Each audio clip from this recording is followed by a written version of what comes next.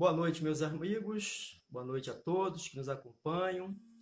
Nós estamos dando início à nossa transmissão da noite, do nosso trabalho aí no GECAL, Grupo Espírita Caminho da Luz de Itaguaçu, que comemora seus 24 anos de fundação. Então, nós vamos deixar aqui uma música ambiente, ainda faltam 3 minutos. Enquanto isso, as pessoas vão se conectando, né? Daqui a pouco nós vamos fazer a leitura da página e a prece inicial que será feita pela nossa filha Mariana, ok? Então vamos aguardar um pouquinho. Enquanto isso, as pessoas vão se conectando aí, tá bom? Até já.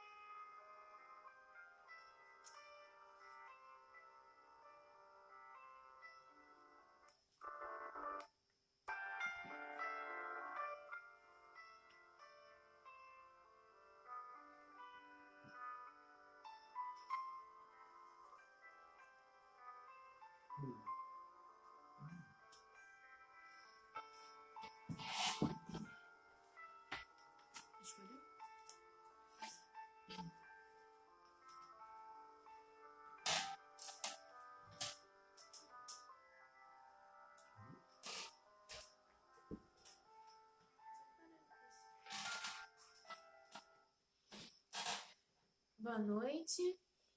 Nós vamos iniciar com a nossa página inicial do livro Vinha de Luz, Francisco Cândido Xavier, pelo Espírito de Emmanuel.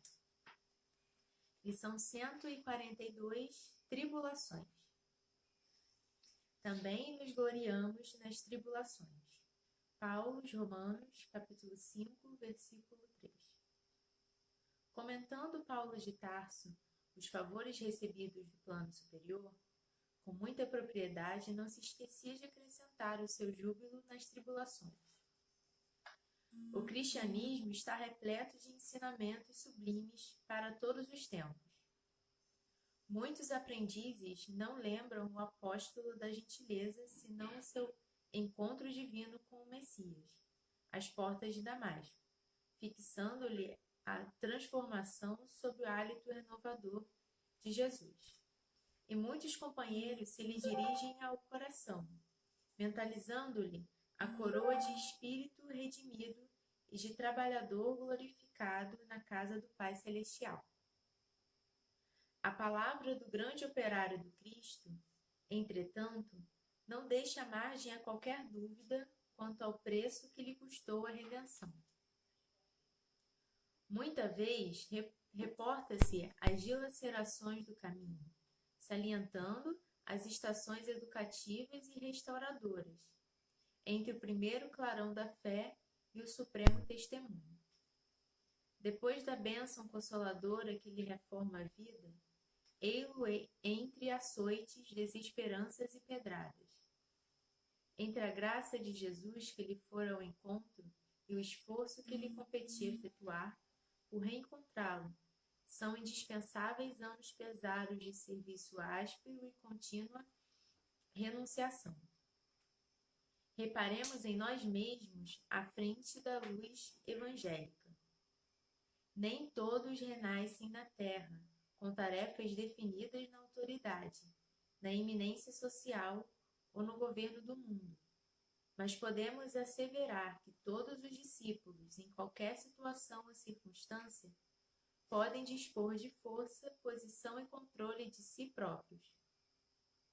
Recordemos que a tribulação produz fortaleza e paciência, e, em verdade, ninguém encontra o tesouro da experiência no pântano da ociosidade. É necessário acordar com o dia, seguindo-lhe o curso brilhante de serviço, das oportunidades de trabalho que ele nos descortina. A existência terrestre é passagem para a luz eterna, e prosseguir com Cristo é acompanhar-lhe as pegadas, evitando o desvio insidioso.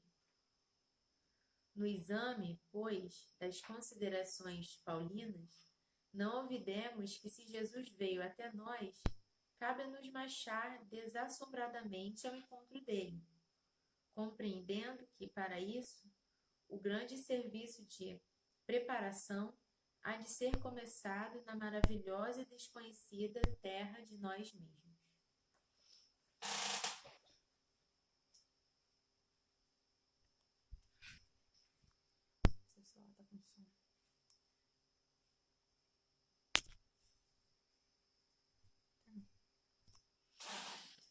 Vamos então fazer a nossa prece inicial.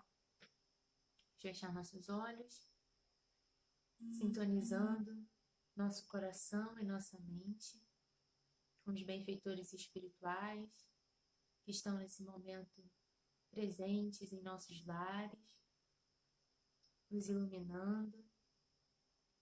Agradecemos, Senhor, por nossas famílias, nossas casas espíritas, pela oportunidade, Senhor, de poder continuarmos juntos estudando a doutrina, apesar das dificuldades que estamos passando nesse momento, Senhor.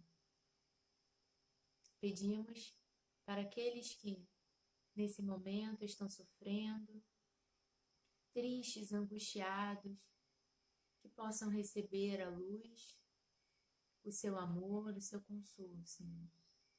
Que eles sintam a presença dos amigos espirituais. Abençoe a humanidade, nos dê forças, que possamos continuar tendo esperança e fé em dias melhores, Senhor. Cuide de nós hoje e sempre, graças a Deus. Senhor, que Ele fale.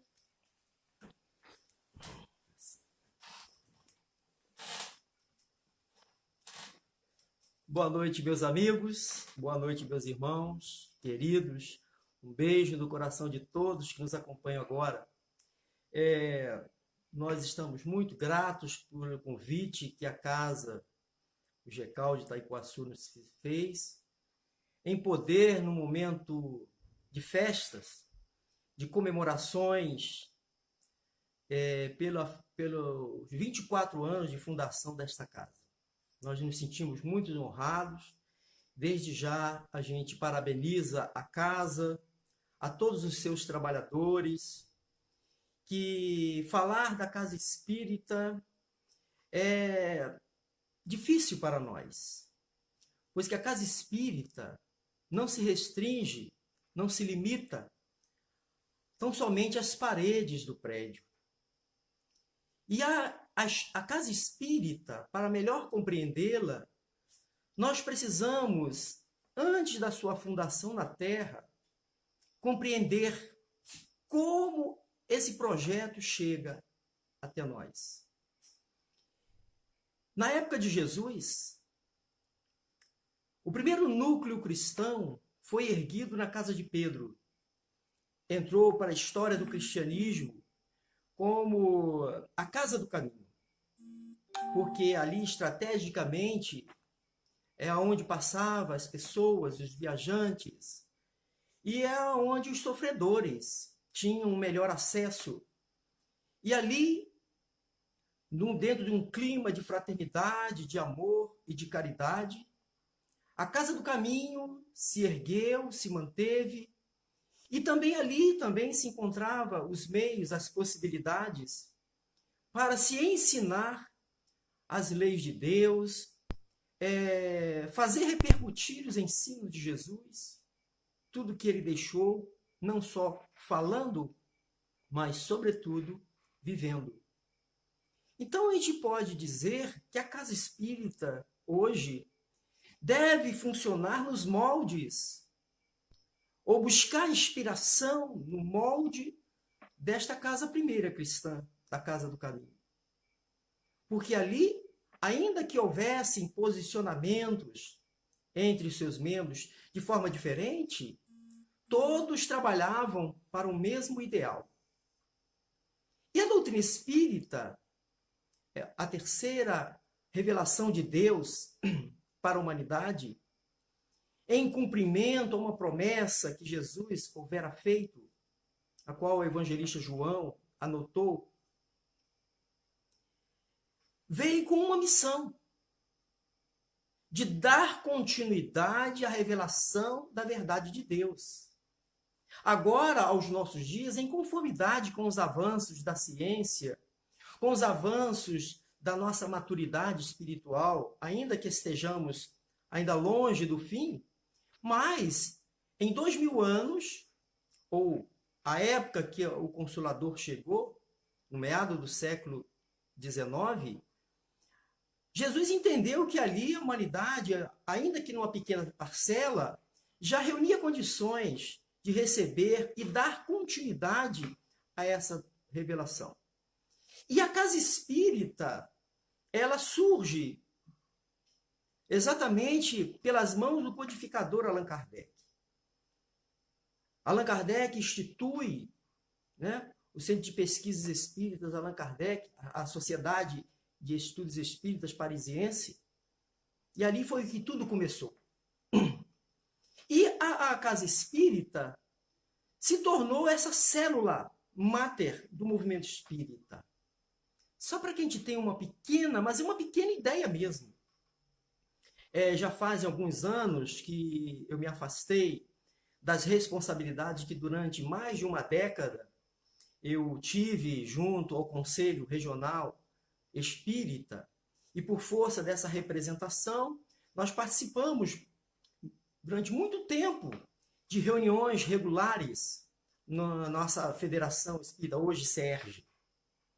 E já estou afastado talvez uns 6 anos, e as últimas informações que tivemos ainda, estando presente nessas reuniões regulares no CERJ, a última informação é que estimava-se à época, ou seja, há 6 anos atrás, que só na cidade do Rio de Janeiro nós temos mais de 1.000 centros espíritas. Os que adesos à época já contávamos com 600. E estimava-se à época que tínhamos pelo menos uns 400 que não eram adeusos. Eu, pelo menos, conheço mais de uma dezena dessas casas sérias, amigas, fraternas, doutrinariamente corretas, mas que têm lá as suas razões, que aqui não é o caso de se avaliar as razões, que não se filiam, não se tornam adesas ao movimento espírita do nosso Estado. Mas nem por isso deixam de existir. Então, há 6 anos atrás, só no Estado do Rio de Janeiro, nós tínhamos mais de 1.000 centros espíritas, com orientação kardeciana. Então, veja que hoje nós estamos vivendo um momento importante e não poderia ser diferente.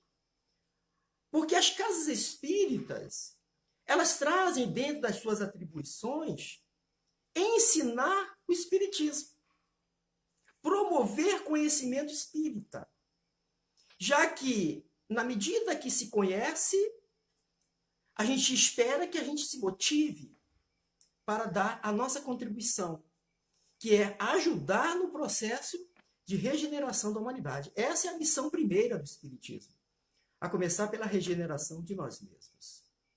Então, a primeira questão que nós precisamos entender, e eu digo nós como um todo, que ainda que a maioria de nós já entenda dessa forma, mas há uma pequena minoria, um pequeno segmento, que não se relaciona com a casa espírita, entendendo que ali é um local sagrado. O centro espírita é um local sagrado. Por quê? Porque é um projeto de Deus, a qual Jesus está à frente. Então, a casa espírita é um local sagrado, que nós devemos nos relacionar com essa casa espírita, com o centro espírita, sagradamente, religiosamente. Então, o que nós vemos, às vezes, são atitudes, comportamentos, discussões que não estão alinhados a essa proposta sagrada. Lembram a Casa do Caminho? Lá também os discípulos tinham lá os seus pontos divergentes, mas nem por isso deixavam de cumprir as suas atividades, dando o melhor de si mesmos. Mas como é que surge uma casa espírita, meus irmãos? Aliás, eu costumo dizer que fundar uma casa espírita é a coisa mais fácil do mundo. Não há problema nenhum, basta você reunir um grupo de pessoas, 5, 6, 7 pessoas, não precisamos mais que isso. Escrevermos uma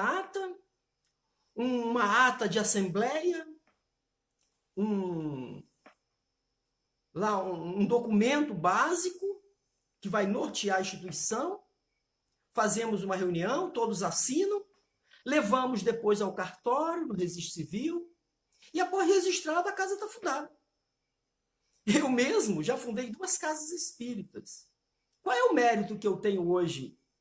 O mérito é quem está lá, tocando esse projeto.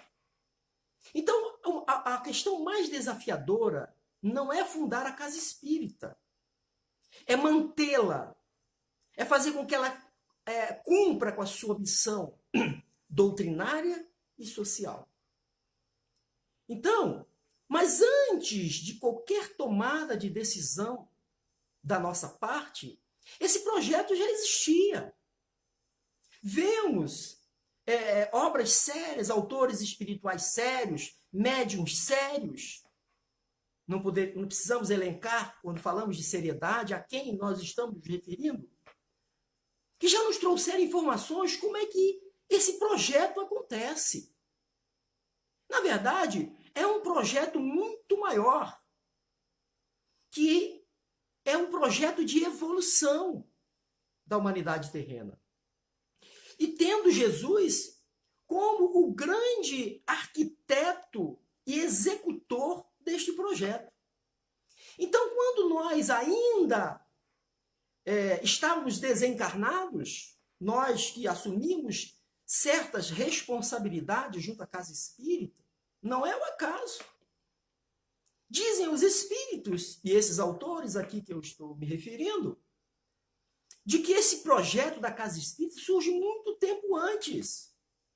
Eles estimam a necessidade de colocar, por exemplo, uma casa espírita aí, nessa região de Itaipuaçu. Mas isso não é agora, há 24 anos. Foi muito tempo antes.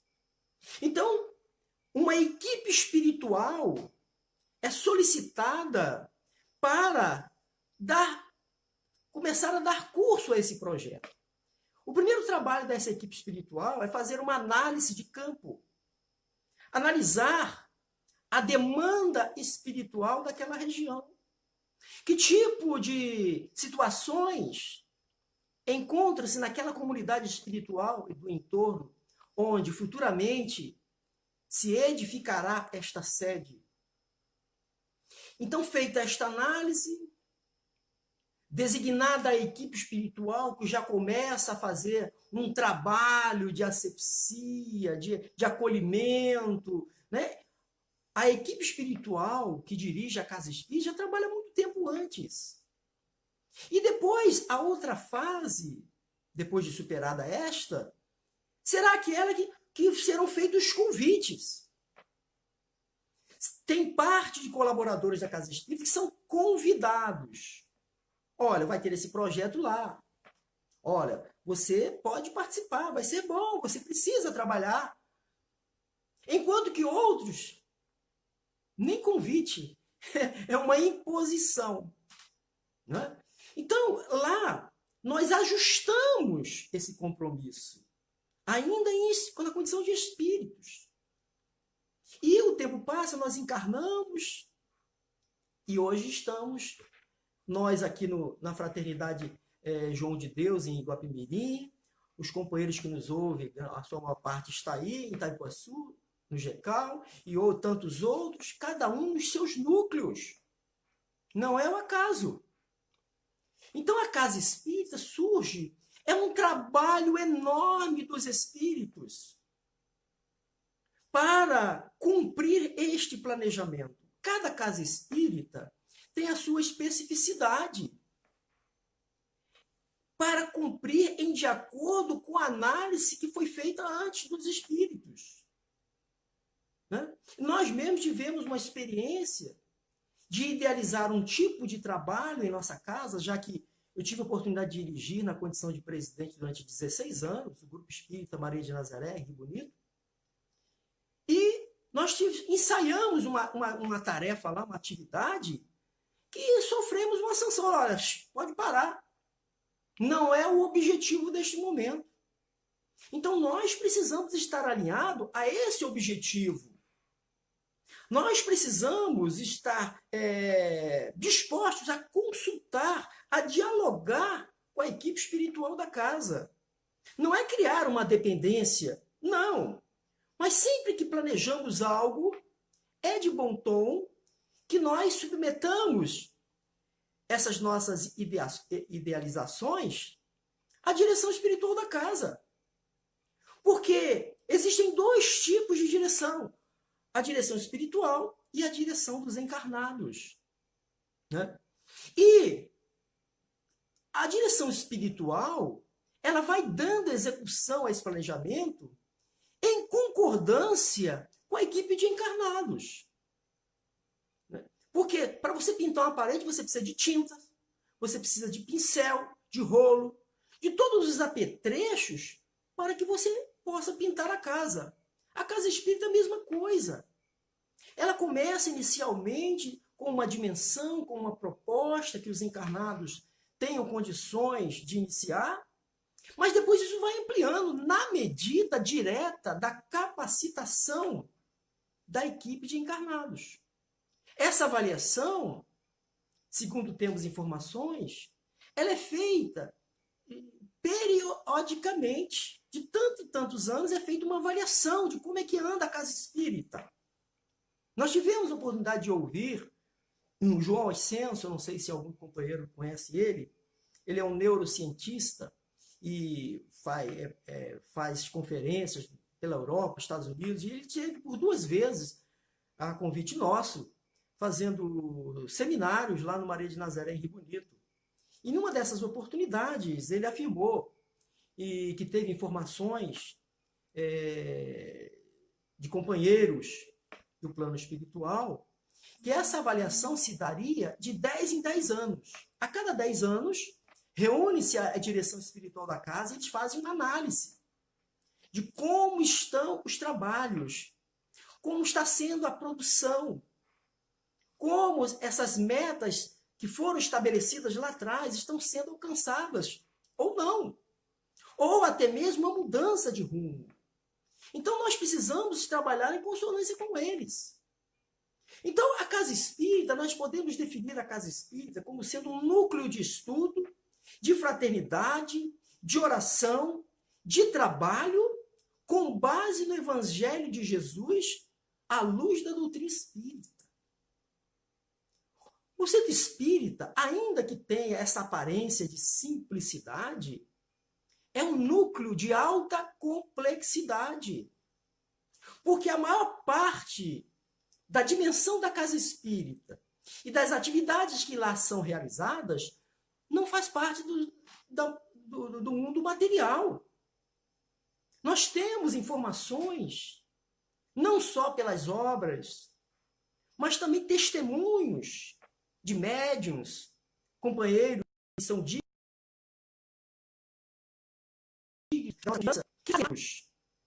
que a casa espírita ela está em permanente, ampliando permanentemente andares que vão subindo um sobre o outro de acordo com o desenvolvimento, a capacitação dos trabalhadores. Os espíritos precisam de ferramentas.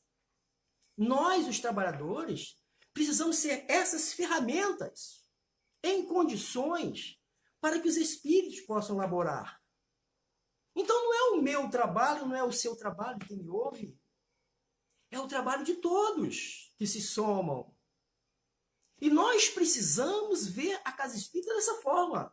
Allan Kardec, no Livro dos Médiuns, se referindo particularmente à reunião mediúnica, chamou a equipe mediúnica de um ser coletivo. Ou seja, mesmos pensamentos, mesmos propósitos. Mas nós podemos ampliar essa definição para o contexto da casa espírita. A casa espírita precisa ser um ser coletivo também. Todos precisam laborar no sentido de dar curso a esse projeto. Não criar dificuldades. E o que nós mais vemos é isso acontecer, meus irmãos. Companheiros que, além de não ajudar, ainda criam dificuldade. Companheiros que preferem ficar apenas julgando o trabalho do companheiro. Olha, não fez bem isso, poderia ter feito melhor ali. Mas ele não se dispõe a dar a sua colaboração. Então nós precisamos estar imbuídos dessa visão maior, mais responsável, mais apropriada do que é uma casa espírita. Às vezes, visitamos casas que mais parecem um clube social. Risadas, gargalhadas dentro da casa, anedotário, conversas chulas, práticas distorcidas que não tem absolutamente nada a ver com o espiritismo. Infelizmente, nós estamos vendo isso. Mas isso não nos deve causar nenhuma surpresa. Ainda que me tenha causado quando eu fui me deparando com essas situações. Porque Raul Teixeira, esse amigo de todos nós, ele colocou numa das suas conferências e disse o seguinte: onde o homem passa, deixa a marca da sua imperfeição. Então, a casa espírita é algo sagrado, mas nós, os espíritas, ainda não estamos diplomados.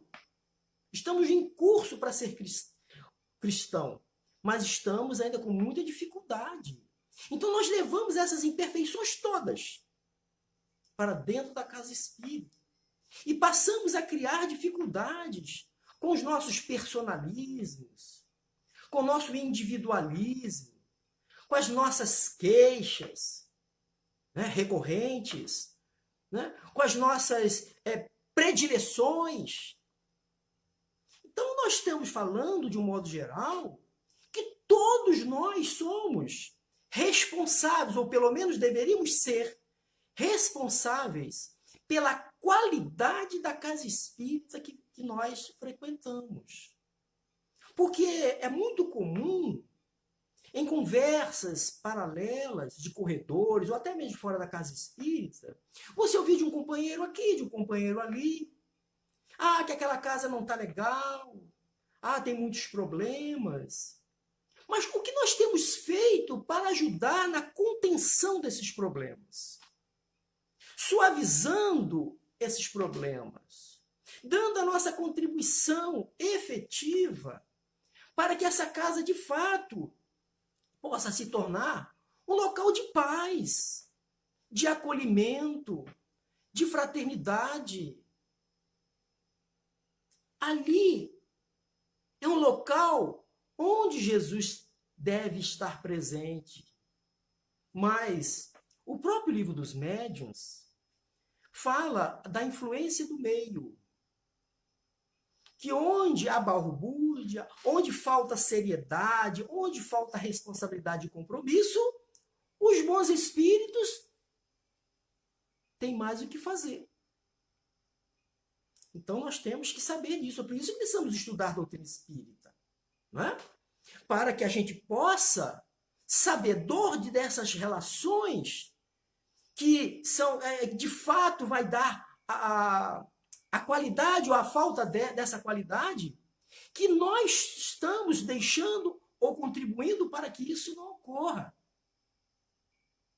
Então, falar no aniversário de uma casa espírita, onde completa-se 24 anos, eu fico imaginando quantas dificuldades o GECAL já enfrentou, quantas situações difíceis a sua direção espiritual, a sua direção de encarnados, teve que enfrentar para manter a casa funcionando, com as suas portas abertas, organizada, asseada, iluminada.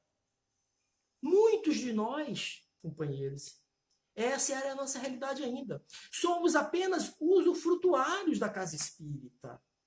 Nós estamos ali para ser atendidos. E até aí tudo bem, é isso mesmo. A casa espírita está ali para servir. Enquanto nós estamos necessitados, estamos ali para buscar os recursos que a casa espírita tem a nos oferecer. O passe, que aconchega o nosso coração, a água fluidificada, que ajuda na circulação das boas energias, a palestra esclarecedora, o cafezinho amigo, a conversa fraterna, tudo isso e muito mais é justo que nós busquemos na casa espírita. Né? Porque a casa espírita ela tem, como disse, duas funções. A função doutrinária e a função social. Essas duas frentes precisam estar sempre juntas, trabalhando de forma solidária, jamais apartada. Não, o ideal é sempre buscar o equilíbrio. As ações sociais e também as ações doutrinárias, de estudos. Porque a primeira missão da casa espírita é formar o bom espírita. Está lá no capítulo 17, se falso engano, que é da perfeição moral, quando vai falar dos bons espíritas. Então, é para isso que a casa espírita existe. Para oferecer possibilidades para que as pessoas possam conhecer doutrina espírita. Para tanto, a casa espírita precisa ter fidelidade doutrinária, que significa dizer fidelidade a Kardec. Ainda que os seus frequentadores optem por estudar e ler outras obras, a casa espírita precisa oferecer todas as possibilidades do estudo sério, continuado das obras básicas de Allan Kardec. Porque se nós queremos ter na entrada da nossa casa espírita esse título de espírita, quem adentra ali precisa reconhecer o ambiente como espírita. E hoje estamos vendo de tudo um pouco. Médiuns que, para entrar para a cabine de passes, colocam roupa branca. Alguns tiram o sapato, Entram para dar passe descalço. Ninguém me falou isso, companheiros. Eu já vi isso mais de uma vez. Né? Então, essas coisas, ainda que as pessoas o façam movido de um bom sentimento, mas isso é uma distorção. Quem chega à casa espírita e vê um tipo de prática como esta, ela começa a ter uma interpretação que o espiritismo é aquilo. Tem um folder que há anos circula dentro do movimento espírita, que foi confeccionado pela Federação Espírita Brasileira, que diz o que é espiritismo e diz o que não é espiritismo. Sem nenhum julgamento, sem nenhuma condenação, apenas demonstrando o que é a genuína prática espírita e aquilo que não tem nenhuma ou não guarda relação com a genuína prática espírita. E ao momento que a gente faz essa diferença, identificando exatamente o que é e o que não é no sentido de julgar aquilo que não é, absolutamente, até porque outros segmentos que conhecemos também fazem o trabalho com a mesma seriedade. Os seus arraiais nos envolvem de fraternidade. São pessoas sérias. Esse não é o problema. É apenas para criar a nossa própria identidade. Quando eu me digo espírita, quando eu digo que vou levar alguém a uma casa espírita, ela precisa saber exatamente o que ela está buscando. E ela precisa encontrar o que está buscando. Se ela quiser um outro tipo de prática, não será ali que ela vai buscar. Ela será orientada a buscar em outros locais sérios, mas em outros locais. Não é? Bom, então, uma questão importante quando falamos da fidelidade a Kardec é que também, quando eu digo fidelidade a Kardec, é fidelidade a Jesus. Porque a doutrina espírita, ela é uma doutrina essencialmente cristã. Diz Allan Kardec, no Evangelho segundo o Espiritismo, que o verdadeiro, aliás, está também nesse item, os bons espíritas, lá do livro dos Espíritos, que o verdadeiro espírita é o verdadeiro cristão, ou o verdadeiro cristão é o verdadeiro espírita, é a mesma coisa. São sinônimos. Então, a moral que é ensinada a nós espíritas é a moral do Cristo. Então, não pode haver qualquer outra possibilidade de interpretar-se moral que não seja esta na casa espírita. Então, a casa espírita precisa primar pela seriedade, pela fidelidade, pelo compromisso e pela seriedade dos seus propósitos. E quando falamos isso, precisamos ter pessoas à frente desse processo. Pessoas responsáveis em zelar para que tudo isso aconteça. Isso não é fácil, meus irmãos. Eu falei ainda agora que eu já fundei 2 casas espíritas, mas a minha experiência administrativa nesses 2 projetos foi um pouco tempo. A minha universidade mesmo foi o Maria de Nazaré. 16 anos, companheiros. Enfrentando tudo que vocês possam imaginar de problemas, de dificuldades. Mas, como foi bom, como foi importante, quanto me acrescentou em experiências, para que eu possa estar aqui agora falando de um assunto tão sério como este. Porque boa parte de tudo que eu falo é fruto de que eu vivi lá atrás. Então, às vezes encontramos pessoas interessadas em dirigir, em assumir, em disputar um cargo numa eleição na casa espírita. Tudo bem, isso é lícito, é democrático. É democrático, tudo bem. Mas pessoas que faltam-lhes, algumas vezes, uma qualificação mínima para estar à frente de uma responsabilidade como esta. Então, estamos falando agora da visão ainda na condição de presidente, né? Porque a gente sabe que hoje muitas casas espíritas optaram pelo regime de colegiado, aonde os seus diretores, 5, 6, 7 diretores, dependendo da composição, cada um assume uma pasta. E dentro dessa visão de colegiado, todos, em tese, teriam e têm a mesma autoridade. Né? Enquanto que no modelo presidencial, ainda que a última palavra seja do presidente, né? Mas vai depender muito da forma como ele conduz e dirige a casa espírita. Então, dentro desse modelo ideal, que é difícil, mas é uma meta, nós precisamos buscar. E aí, qualquer pessoa que nos ouve hoje, que almeja um dia, ou se já está dirigindo, onde concordar ou não comigo, não há nenhum tipo de problema, nós não somos donos da verdade.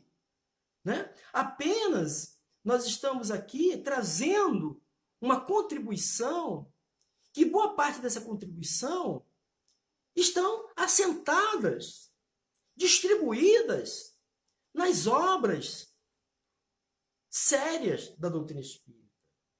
As recomendações colocadas pela Federação Espírita Brasileira num folder que chama Orientação à Casa Espírita. Está lá as orientações para os seus administradores. Então, existe um mínimo necessário que deve a pessoa que buscar galgar este cargo de extrema importância. Então, a primeira questão é ter um mínimo de conhecimento doutrinário. Não só o presidente, mas qualquer um que esteja à frente de uma responsabilidade, seja de coordenação, né? Enfim. Mas eu estou focando agora, meus irmãos, esta figura, o dirigente dos encarnados, nesse formato presente, o dirigente maior da Casa Espírita, o presidente. Então, ele precisa ter um mínimo de conhecimento doutrinário. Eu digo mínimo, né? Um mínimo. Principalmente, uma boa base da fundamentação doutrinária exposta por Allan Kardec. Principalmente este. Porque, senão, é o que Jesus disse lá atrás, que está nos evangelhos. Cego conduzindo cegos. E às vezes acontece coisas assim. Conhecemos casas que funcionam assim. Pega uma pessoa, quem é que quer ser presidente? Ninguém quer ser presidente, porque a coisa não é fácil, não. Ninguém quer ser presidente, né? Tem casas que tem um monte de gente querendo. Aí há discussão, briga, é um negócio sério. E há outras casas que ninguém quer. Aí resolve-se fazer uma reunião e de chamar fulano. Fulano, você é uma pessoa legal. É uma pessoa que todo mundo gosta.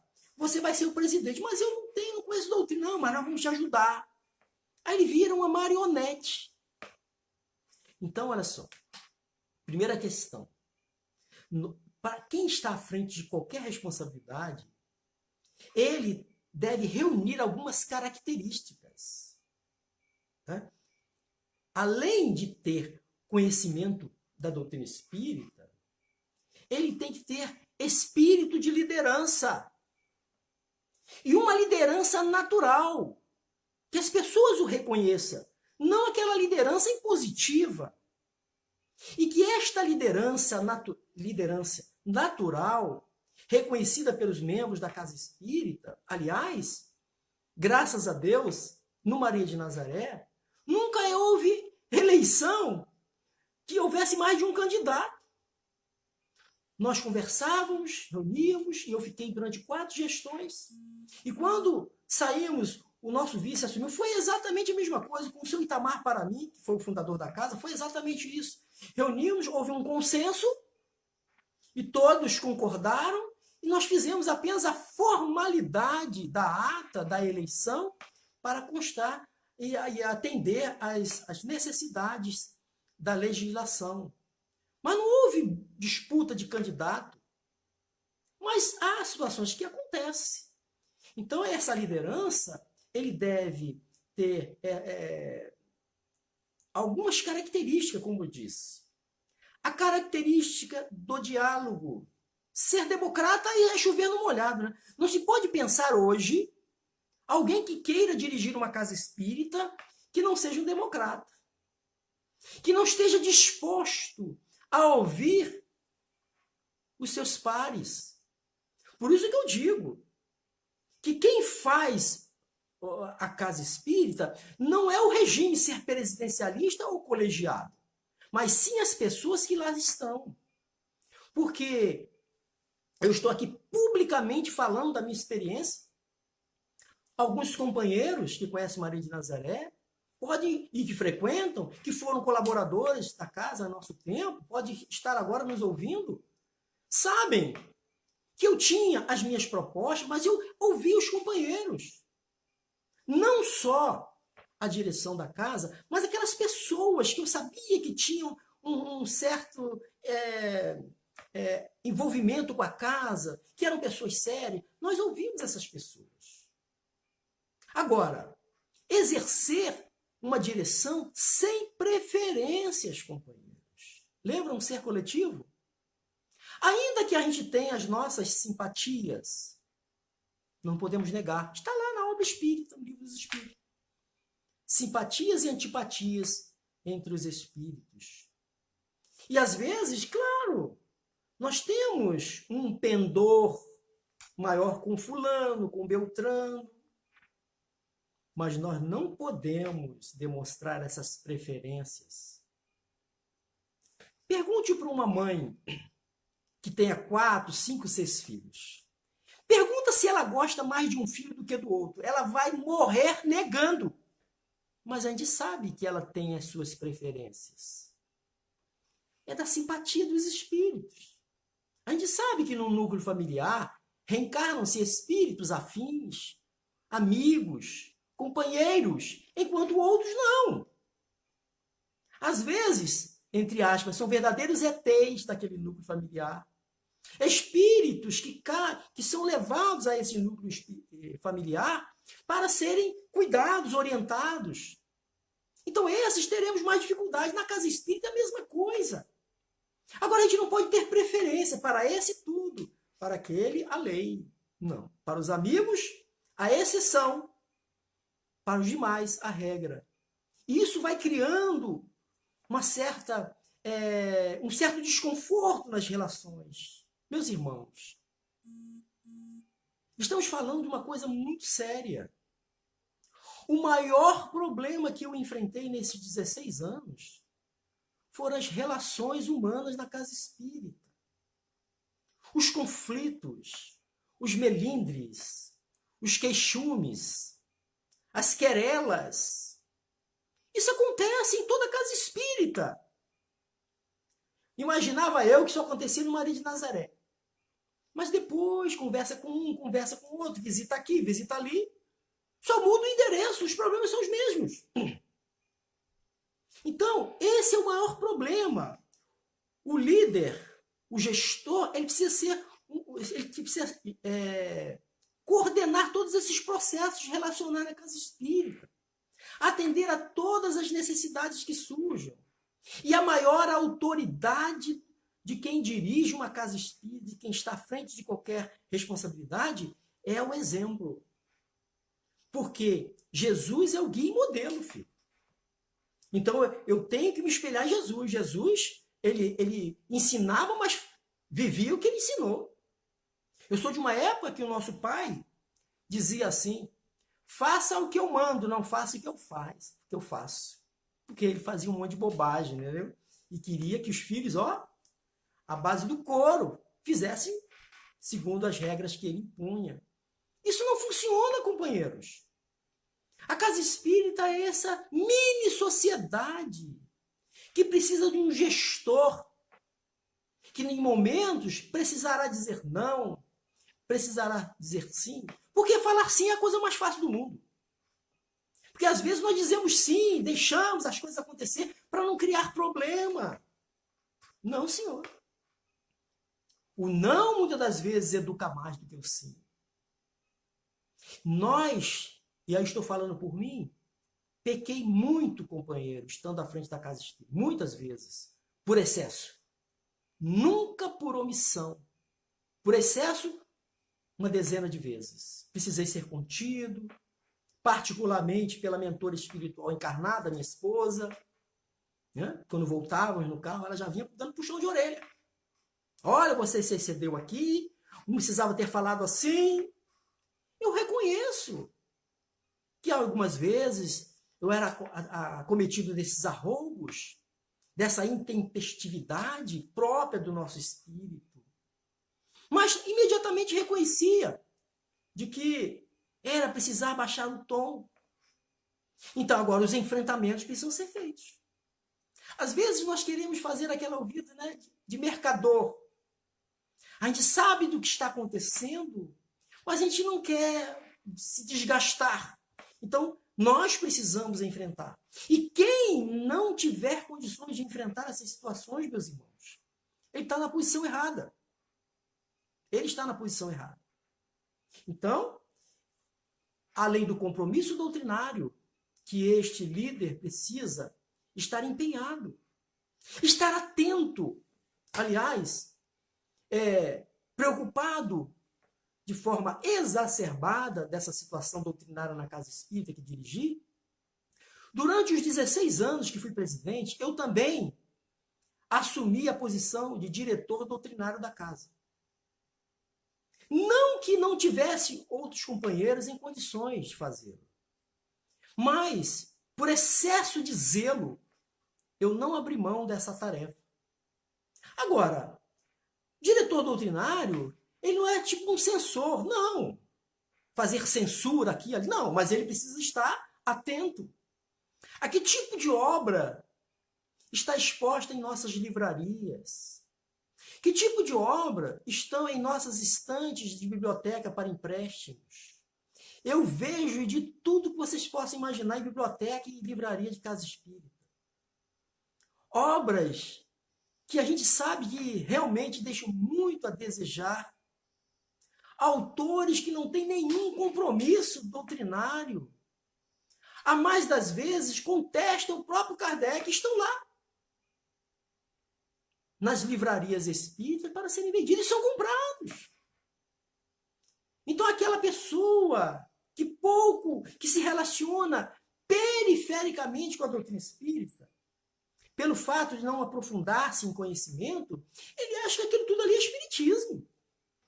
E vai por goela dentro. Então nós temos que ter uma responsabilidade de estar atento aos temas das palestras que são oferecidos aos nossos colaboradores. Quando deixamos tema livre, fazíamos algumas vezes, mas com companheiros que conhecíamos, sabíamos do compromisso doutrinário das pessoas. Quando isso não acontecia, nós oferecíamos. O tema é este. Está do livro, no Evangelho, está aqui na Gênesis, está aqui no... A gente dava a fonte para a pessoa se orientar. E às vezes a gente vê as pessoas ocuparem a tribuna com verdadeiros absurdos sendo colocados. E às vezes o diretor de doutrina, o presidente da casa, o diretor da casa, estando presente no público, é como se nada estivesse acontecendo. Por isso que eu, muitas das vezes, não agradei. Porque não permitia que isso acontecesse. E isso certamente não vai agradar alguns. Mas eu tenho que ter compromisso com a consciência. Tenho que ter compromisso com a doutrina espírita. Né? E saber conduzir esse processo. Eu acho que a maior dificuldade de todos nós é encontrar o ponto de equilíbrio.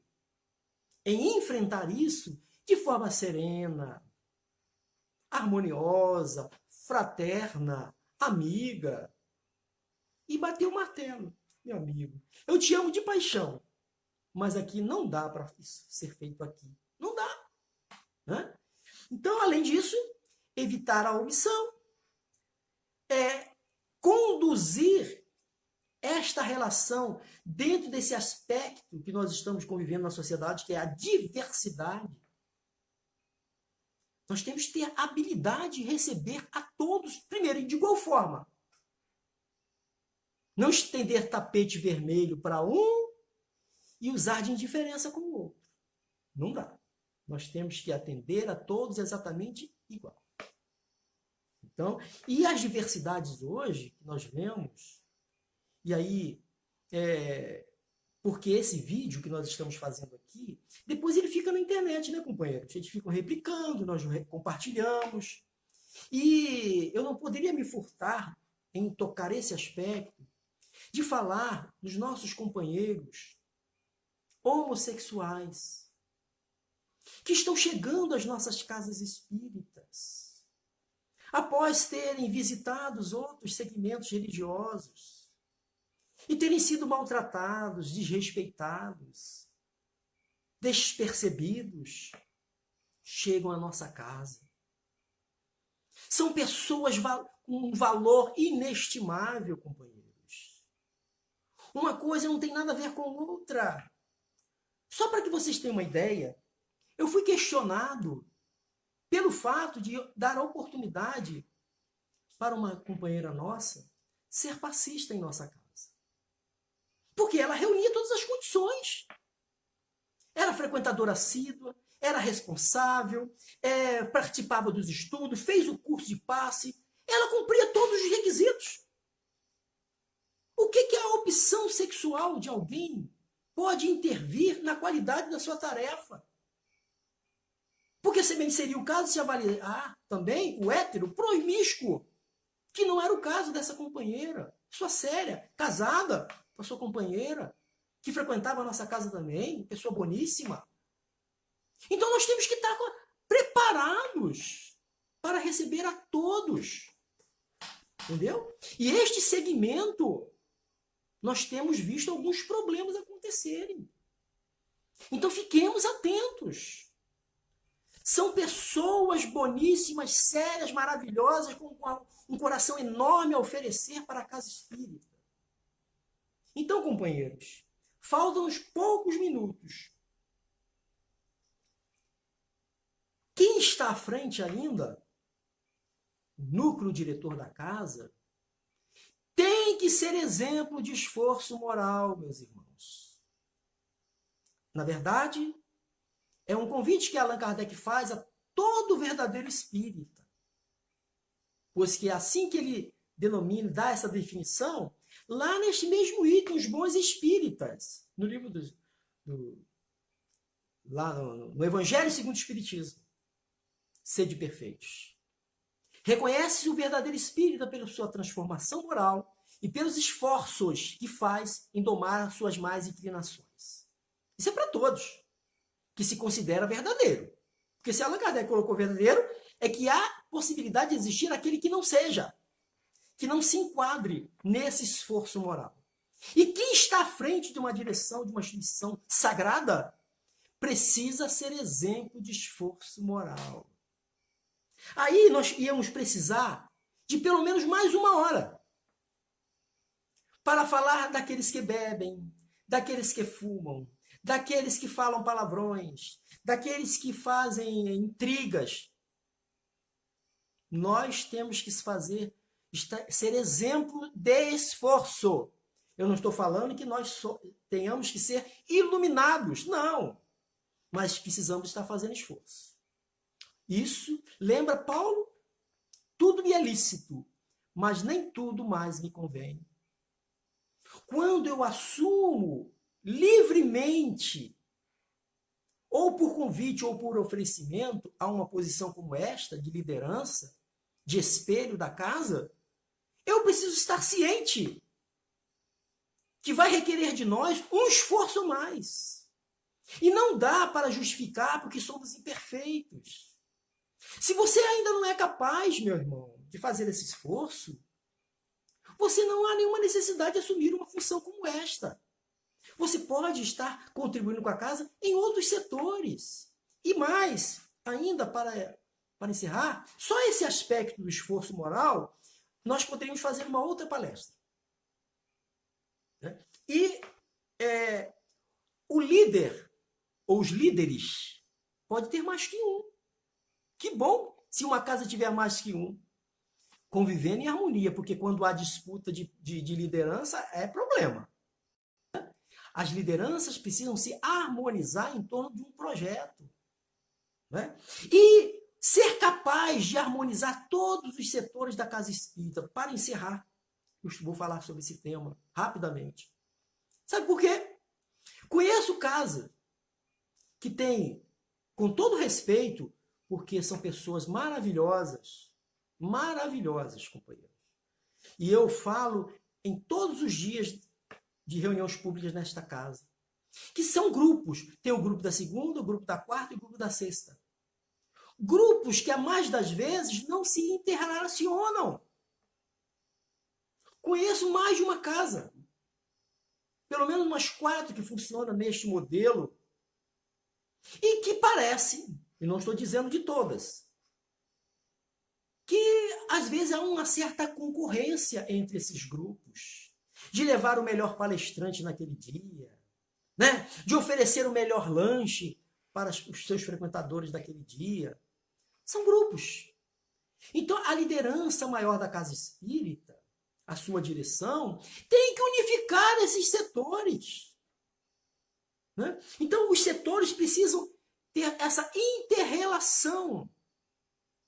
A qualidade fluídica da casa espírita, que é analisada e avaliada pelos espíritos, é o resultado de toda essa movimentação, de todos os setores. Não adianta eu ter uma evangelização primoral se eu tenho um setor de comunicação deficiente.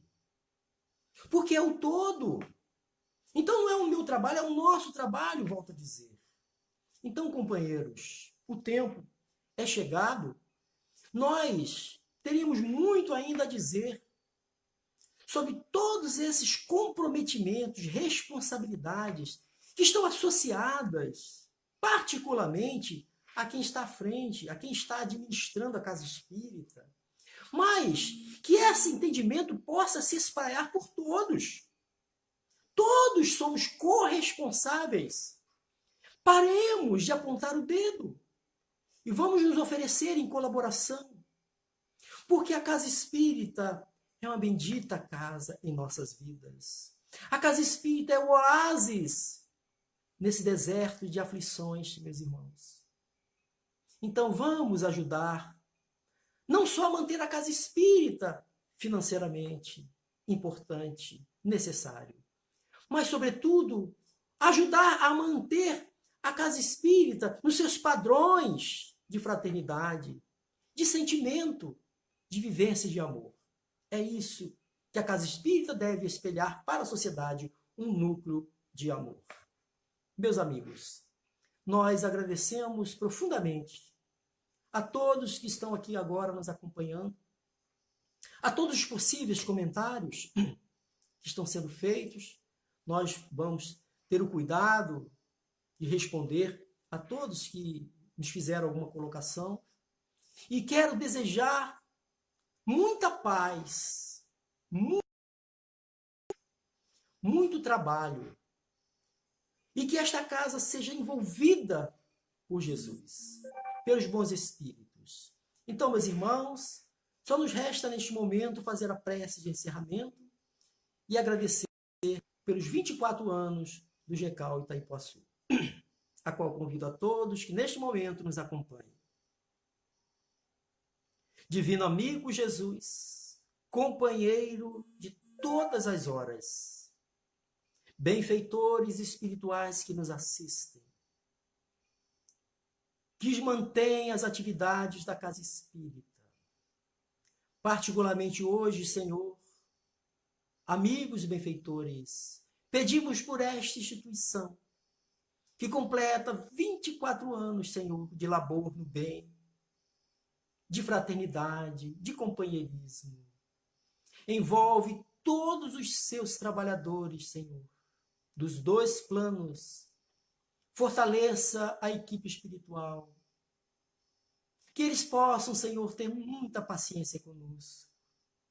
E verdadeiramente, eles os têm.